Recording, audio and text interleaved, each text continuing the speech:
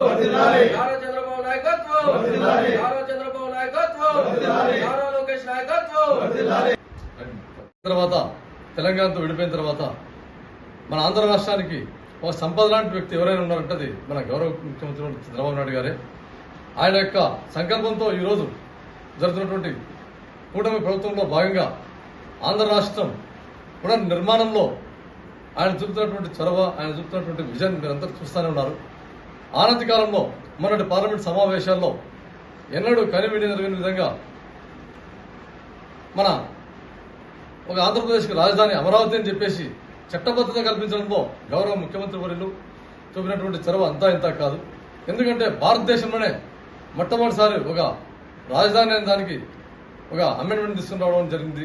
కాబట్టి ఇది ఎందుకంటే గత ప్రభుత్వంలో చేసినటువంటి విధ్వంసాన్ని రాష్ట్ర ప్రజలందరూ వీక్షించారు.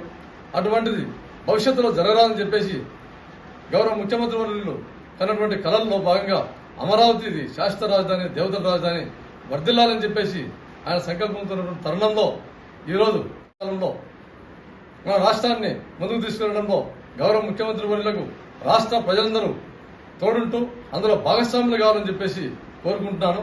అంతేగాక మన గౌరవ ముఖ్యమంత్రి అయినటువంటి చంద్రబాబు నాయుడు గారు సుఖ సంతోషాలతో ఆయురారోగ్యాలతో ఆయన కుటుంబ సభ్యులు అందరూ బాగుండాలని చెప్పేసి కాంక్షిస్తూ మరెన్నో ఆశయాలతో రాష్ట్రాన్ని వైభవోపేతంగా చంద్రబాబు గారి యొక్క నాయకత్వంలో అభివృద్ధి చెందాలని చెప్పేసి కోరుకుంటూ సెలవు తీసుకుంటాను. నమస్కారం.